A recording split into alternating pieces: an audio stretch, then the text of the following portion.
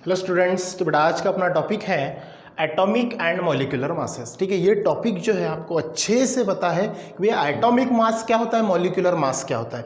जैसे कि एटॉमिक मास के बाद में आपको जो हेडिंग दिख रहा है मॉलिक्यूलर मास, ये मैंने आपको बेसिक में अच्छे से पढ़ा है, फिर भी अपन यहाँ पे डबल उसको अच्छे से पढ़ेंगे। ठीक है, तो फर्स्ट वी अपॉन यहाँ पे जो पहला बेटा पहला जो हेडिंग है आपका एटॉमिक मासेस, एटॉमिक मासेस।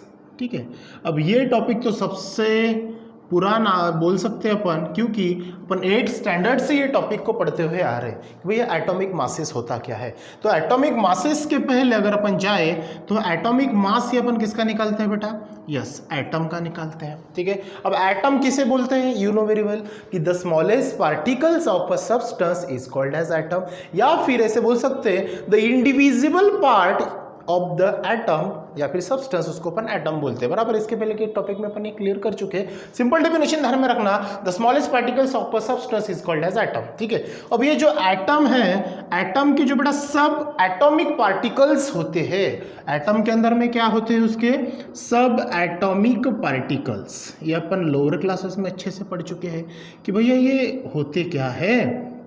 ठीक है, एटम के सब एटॉमिक पार्टिकल्स मतलब एटम के अंदर में रहने वाले। तो एटम के अंदर में जो सब एटॉमिक पार्टिकल्स रहते हैं, इसकी शॉर्ट कीज मैंने बताई थी बेटा, PEN। क्या है ये, PEN मतलब पेन। ठीक है, जैसे मैं लिख रहा हूं ये मार्कर पेन, तो यहाँ पे एक शॉर्ट कीज मैंने बताई थी पेन। अब इसके अंदर में देखो P स्टैंड फॉर होता है बेटा प्रोटॉन। क्या होता है, P stand for proton, E stand for electron और N स्टैंड फॉर न्यूट्रॉन। हो गया आपका पर्टिकुलर सब atomic particles PEN, proton, electron और न्यूट्रॉन, इन शॉर्ट पेन। ठीक है, कोई पेंसिल बोलता है तो पेंसिल के इनिशियल 3 लेटर ले लेना, वो आपके सब एटॉमिक पार्टिकल्स में छुप गए। ठीक है, तो ये बन गया आपके प्रोटॉन, इलेक्ट्रॉन। अब आपको अच्छे से पता है प्रोटॉन के ऊपर बेटा होता है पॉजिटिव चार्ज, इलेक्ट्रॉन के ऊपर होता है नेगेटिव चार्ज, और ये होता है बेटा आपका चार्जलेस, मतलब जीरो चार्ज हो जाता है इसके ऊपर में। ठीक है, तो एटॉमिक मासेस के पहले अपन एटम के बारे में फट से क्विक रिवाइज कर लेते हैं कि भाई ये होता क्या है। बाद में मान के चलो मैंने अगर ये एटम का एक स्ट्रक्चर निकाला, ये बीच में जो दिख रहा है वो न्यूक्लियस होता है। ठीक है, ये क्या होगा आपका न्यूक्लियस, और ये जो दिख रही है ये होगी आपकी ऑर्बिट, या फिर इसको बोलते हैं शेल। बराबर है, ये डिफरेंट डिफरेंट ऑर्बिट्स हमने इसके पहले पढ़ चुकी है। जैसे लोअर क्लासेस में आपने बोर्स एटॉमिक मॉडल पढ़ा, जिसके अंदर में 4 ऑर्बिट्स आपको बताया KLMN। ठीक है, और न्यूक्लियस जो होता है, तो न्यूक्लियस के अंदर में प्रोटॉन और न्यूट्रॉन प्रेजेंट होते हैं, और आउटर मोस्ट ऑर्बिट में इलेक्ट्रॉन्स क्या होते हैं बेटा, रिवॉल्व्स होते हैं। ठीक है, अब अगर आपको एटॉमिक मास अगर निकालना है, तो एटॉमिक मास जो है ये कैपिटल A से अपन उसको डिनोट करते हैं। बराबर है, capital A, capital Z atomic number. बराबर है, तो एटॉमिक मास अगर निकालना है तो आपको addition of proton and addition of neutron ये करना होता है। ये सब आप लोअर क्लासेस में अच्छे से पढ़ चुके हो। बराबर है, तो ये क्या हो गया आपका स्ट्रक्चर ऑफ एटम। इस प्रकार से क्या रहेगा आपका, ये स्ट्रक्चर रहेगा एटम्स का। या एटम्स के अंदर में सब एटॉमिक पार्टिकल्स रहेंगे, जैसे प्रोटॉन, इलेक्ट्रॉन और न्यूट्रॉन। ठीक है ना, इनके कुछ साइंटिस्ट भी हैं, जैसे रुदरफोर्ड है, चैडविक है ना, और कोई है। ठीक है, तो मतलब थॉमसन है। तो इन्होंने क्या किया, ये एटम के सब एटॉमिक पार्टिकल्स को डिस्कवर किया। ठीक है, ये लोअर क्लासेस में आप अच्छे से पढ़ चुके हो। ठीक है, अब यहाँ पे ध्यान दो, एटॉमिक मासेस अगर निकालते हैं तो वो एटॉमिक मास आपको गिनना भी पड़ेगा। ठीक है, अब इन दैट टाइम आज के समय में एटम का जो मास आपको गिनना है, ये कुछ अभी बड़ी बात रही नहीं, क्योंकि आज के दिनों में बहुत ज़्यादा लेवल पे या फिर हाई लेवल पे इंस्ट्रूमेंट डेवलप हो चुके हैं। जैसे आपको मान के चलो, ये जो एटम है, मान के चलो एक कोई भी सब्सटेंस ले लो, कोई भी एलिमेंट ले लो, एक एटम ले लिया, तो एटम का अगर यहाँ पे आपको मास गिनना, तो एटम बहुत छोटा होता है, क्योंकि डेफिनेशन है उसकी small particles of that substance. तो उसका मास कैसे गिनोगे। फॉर एग्जाम्पल मैंने एक चौक ले लिया, चौक का एक पार्टिकल्स जो हवा में उड़ते हुए आपको दिखता है, उसका मास अगर आपको कैरी करना है तो कैसे करोगे, इज दैट पॉसिबल। आप बोलोगे सर नहीं पॉसिबल नहीं है, लेकिन आज के इंस्ट्रूमेंट इतने डेवलप और रैपिडली फास्ट हुए कि क्विकली आपको उसका एटॉमिक मास भी मिल जाता है। जैसे आज के दिनों में एटॉमिक मास अगर अपन गिनते हैं बेटा, तो है आज के इसमें मासेस स्पेक्ट्रोमेट्री एक डिवाइस आया है। कौन सा, मासेस स्पेक्ट्रोमेट्री।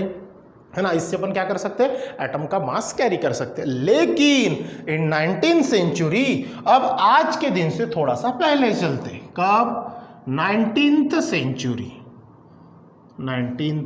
सेंचुरी, मतलब अभी 21 सेंचुरी चल रही है, अब 200 साल के थोड़ा पीछे चलते हैं, 19th सेंचुरी में चलते हैं। 19th सेंचुरी में आपके टेक्स्ट बुक में दिया है बेटा 1961 के पहले, 1961 के पहले जब शुरू में ये एटॉमिक मास आपको निकालना था, साइंटिस्ट को निकालना था, तब तो अपन थे ही नहीं। साइंटिस्ट को जब ये मास निकालना था तो उनके सामने एक बड़ा ही टास्क था कि भैया इसको कैरी कैसे करे, बराबर है। तो उन्होंने क्या किया, कोई भी एक एटम लिया और उसका जो मास आता है, एटॉमिक मास आता है, उसको उन्होंने क्या कर दिया बेटा, एक स्टैंडर्ड मान लिया। क्या मान लिया, एक स्टैंडर्ड मान लिया। तो सबसे पहले उन्होंने क्या किया, जो एक मतलब एक एटम लिया, ठीक है, मतलब कोई भी एक एटम लिया, जैसे मैं यहाँ पे लिख देता हूँ, कोई भी एक एटम उन्होंने क्या किया, सिलेक्ट किया, कोई भी एक एटम क्या किया, उन्होंने सिलेक्ट किया, ठीक है। जैसे एग्जांपल में अगर अपन देखते हैं तो उन्होंने क्या लिया बेटा, हाइड्रोजन। किसे सिलेक्ट किया, हाइड्रोजन को सिलेक्ट किया, जो कि H से रिप्रेजेंट था और उसका एटॉमिक मास जो था 1 था, बराबर है। और वही 1 को उन्होंने क्या किया, एक स्टैंडर्ड यूनिट मान लिया। क्या माना उन्होंने, एक atomic mass of hydrogen is 1, और उसी को उन्होंने क्या किया, एक स्टैंडर्ड माना, ठीक है। अब वो स्टैंडर्ड मान के क्या किए, उसके साथ में दूसरे एलिमेंट्स को उन्होंने क्या करना शुरू कर दिया, कंपेयर कर दिया, जिसको अपन रिलेटिव मास भी बोलते हैं, ठीक है ना।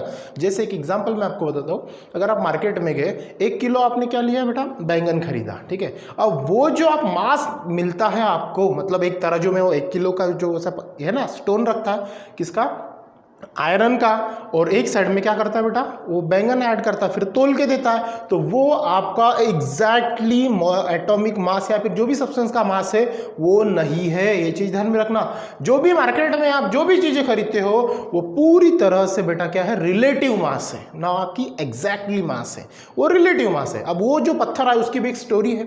लंदन के एक यूनिवर्सिटी में क्या हुआ, या फिर जो एक लेबोरेटरी है वहां पे क्या हुआ है, 1 kg ऑफ प्लैटिनम का एक स्टोन रखा है, प्लैटिनम का, लंदन की यूनिवर्सिटी में एक प्लैटिनम का स्टोन रखा और 1 kg उसका वेट था। अब लोगों ने क्या किया, प्लैटिनम तो बहुत बड़ा महंगा होता है, अब उसका यूनिट आपको कॉपी करना है, वो स्टैंडर्ड माना ना 1 kg प्लैटिनम का वेट, तो स्टैंडर्ड वही वेट के समान लोगों ने क्या किया, आयरन या मेटल यूज किया और सेम टू सेम वेट वाला क्या कर दिया, आयरन का एक पीस बनाया, जिसको आप 1 kg बोलते हो। क्या बोलते हो बेटा आज के दौर में, 1 kg। और पूरे वर्ल्ड में वो तो महंगा है, अपन यूज नहीं कर सकते, लेकिन आयरन का यूज कर सकते हैं। तो सभी जगह पे आपको आयरन का स्टोन मिलता है जिसके ऊपर 1 kg लिखा होता है, ठीक है। तो उसी प्रकार वो तो बेटा रिलेटिव मास। तो उस समय में क्या किया, हाइड्रोजन को उन्होंने एक स्टैंडर्ड माना, लेकिन हाइड्रोजन के साथ में बाकी रिलेटेड करते थे, लेकिन ये हाइड्रोजन था बेटा, but hydrogen is a gas. Hydrogen क्या है, ये गैस है, एंड इन्फ्लामेबल, इन्फ्लामेबल, बहुत ही ज्यादा इन्फ्लामेबल होती है, करके ये गैस को क्या किया, ड्रॉप आउट किया, छोड़ दिया। क्या कर दिया, इसको ड्रॉप आउट कर दिया। ये सभी के साथ रिलेट नहीं हो सकता था, क्योंकि ये गैस है, कहीं पे भी कम ज्यादा हो सकती थी, या फिर ये इन्फ्लामेबल है, सभी के लिए सेफ नहीं है, इसके कारण इसको क्या कर दिया बेटा, ड्रॉप आउट किया। Got it. उसके बाद में जो सेकंड अपने एग्जाम्पल लिया था वो बेटा था कार्बन का। कौन था वो, कार्बन। लेकिन कार्बन में भी कौन, कार्बन सिलेक्ट किया, और कार्बन में भी कौन, isotopes of carbon, isotopes of carbon. अब आइसोटोप्स ऑफ कार्बन वो भी कौन सा सिलेक्ट किया, C12 सिलेक्ट किया, ठीक है। अब यहाँ पे एक वर्ड आया बेटा आइसोटोप्स, आइसोटोप्स। अब आइसोटोप्स का मतलब क्या होता है, you know very well, same atomic number but different atomic mass number, it is called isotopes. ये आपको अच्छे से पता है। क्या होगा इसमें आइसोटोप्स में, सेम एटॉमिक नंबर, ठीक है, सेम एटॉमिक नंबर। यहाँ पे एक चीज थोड़ा सा हाइड्रोजन के बारे में, कार्बन शुरू करने के पहले एक चीज मैं और एक बता देता हूँ आपको, ये आपको अच्छे से क्या करना है, याद रखना है कि भैया द मास ऑफ हाइड्रोजन मतलब मास ऑफ मतलब atomic mass of one hydrogen, ये आपको एग्जाम्पल में पूछते हैं, एग्जाम में पूछते हैं, फिल इन द ब्लैंक्स में पूछते हैं, तो ये पॉइंट आईएमपी करना क्या बेटा, mass of one hydrogen is, mass of one hydrogen is 1.6736, क्या बोला मैंने, 1.6736 into 10⁻⁴ माइनस 24 ग्राम। ये चीज आप ध्यान में रखना अच्छे से, ठीक है, बहुत ही इसेंशियल है और फिजिकल केमिस्ट्री में आपको बहुत ही यूजफुल होने वाली ये चीज है। कौन सी बेटा, कि mass of one hydrogen is 1.6736 into 10⁻⁻24 ग्राम। ये क्या है, एक प्रकार का मास ऑफ हाइड्रोजन है, जो एटॉमिक मास है वन हाइड्रोजन का, और ये वेरी स्मॉल क्वांटिटी में यूजेबल होता है और बहुत छोटा है। Got it, very small quantity of mass of hydrogen is 1.6736 into 10⁻24 ग्राम। ये चीज ध्यान में रखना।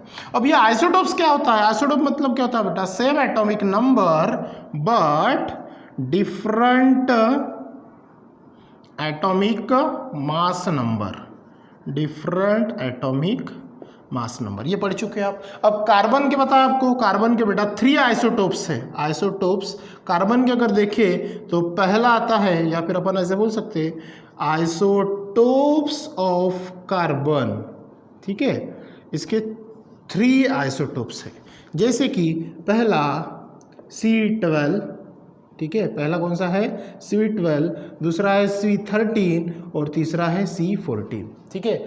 इनमें सबसे ज्यादा जो यूजेबल लगा उनको, वो लगा बेटा C12, क्या लगा, C12।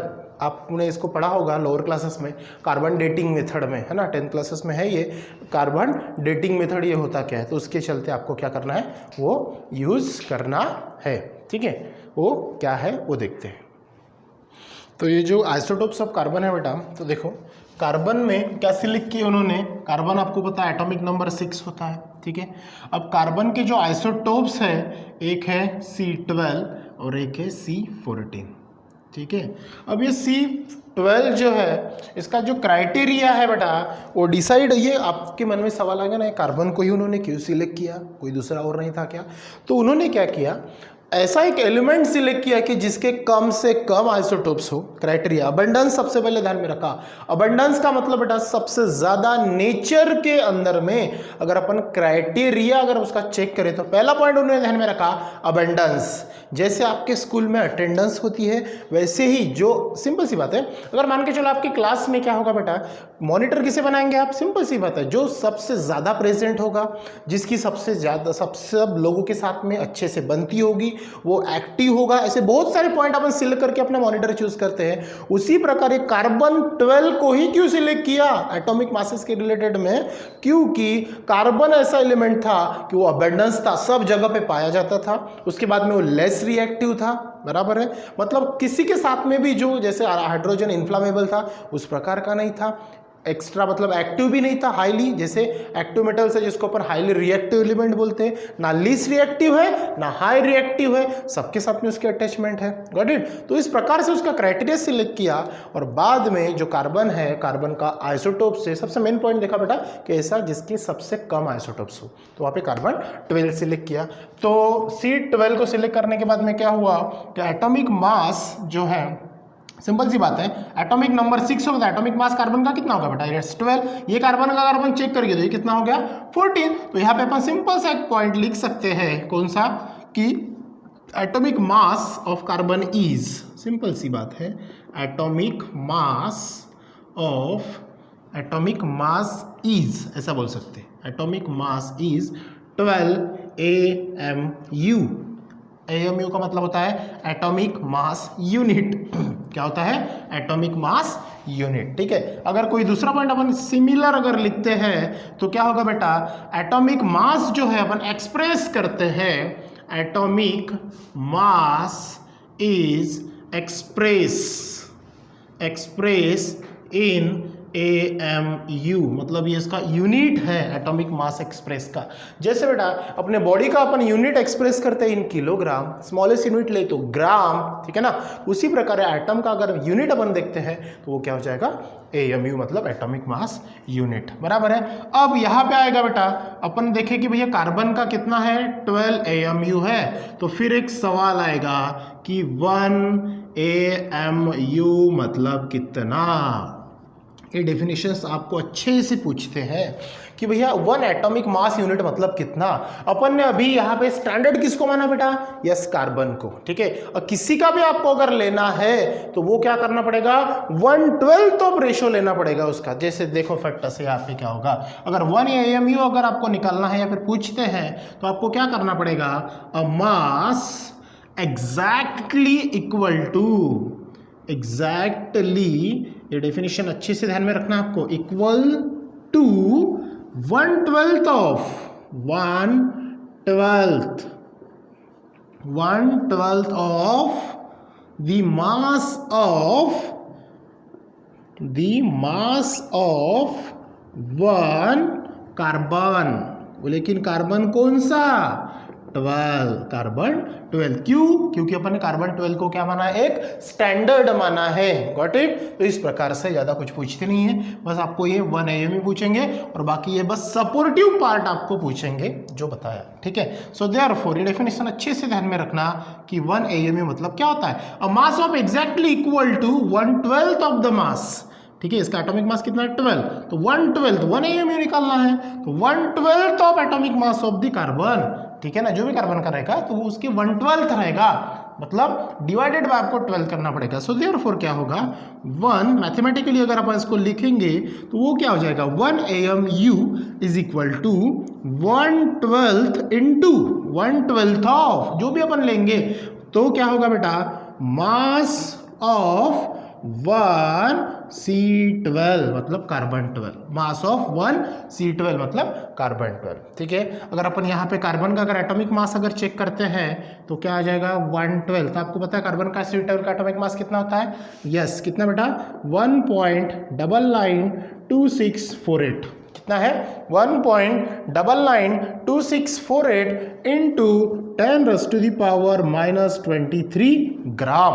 ये किसका मास है, मास ऑफ C12 का, मतलब 1 कार्बन एटम का जो C12 का है। अगर इसको आप अगर सिंपल से अगर इसको सॉल्व करते हो तो 1 AMU, ठीक है, 1 AMU अगर इसको आप सिंपली सॉल्व करते हो तो इसका आंसर आएगा बेटा 1.66056 इंटू 10⁻⁻24 ग्राम। ये क्या आएगा, इसका आंसर आएगा, ठीक है, 1 AMU। और ये वैल्यू जो है वो आपको IMP बहुत है, मतलब बहुत ही ज़्यादा, मतलब याद ही करके रखना है। 1.66056 या फिर इसको 1.66 बोलते हैं, या फिर कोई लोग इसको 1.67 भी बोलते हैं, तो अपन ये वैल्यू ध्यान में रखना है, ठीक है। अब थोड़ी दिन के बाद क्या हुआ, लेटर कुछ समय के बाद में क्या हुआ कि जो ये AMU है, मतलब atomic mass unit, replace by, इसको रिप्लेस किया, रिप्लेस बाय यूनिफाइड क्या बेटा, मास यूनिट से, यूनिफाइड मास यूनिट से इसको क्या किया, रिप्लेस किया, यूनिफाइड मास यूनिट से रिप्लेस किया, और उसी को बोलते हैं बेटा कॉल्ड डाल्टन।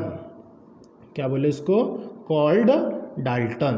क्या नाम से उसको बताया, डाल्टन के नाम से उसको बनाया, ठीक है। अब ये जो था डाल्टन, तो इनका क्या था, सिंबल, क्या यूज किया उन्होंने, सिंबल। क्या सिंबल यूज किया, ए स्मॉल u या फिर कैपिटल DA और DA, ये सिंबल उन्होंने क्या किया, यूज किया।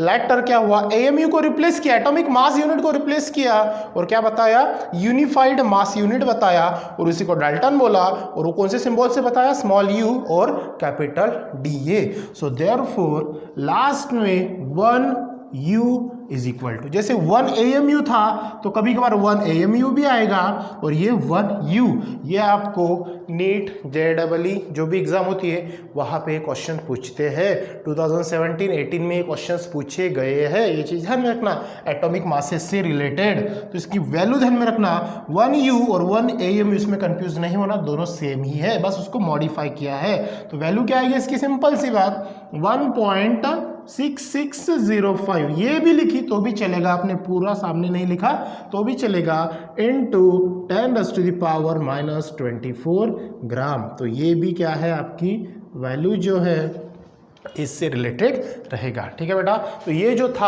आपका कौन सा था, एटॉमिक मासेस का था। ठीक है, इसके बाद का जो टॉपिक है वो है एवरेज मास, वो कंटिन्यू करेंगे अपन नेक्स्ट वीडियोस में। So thank you.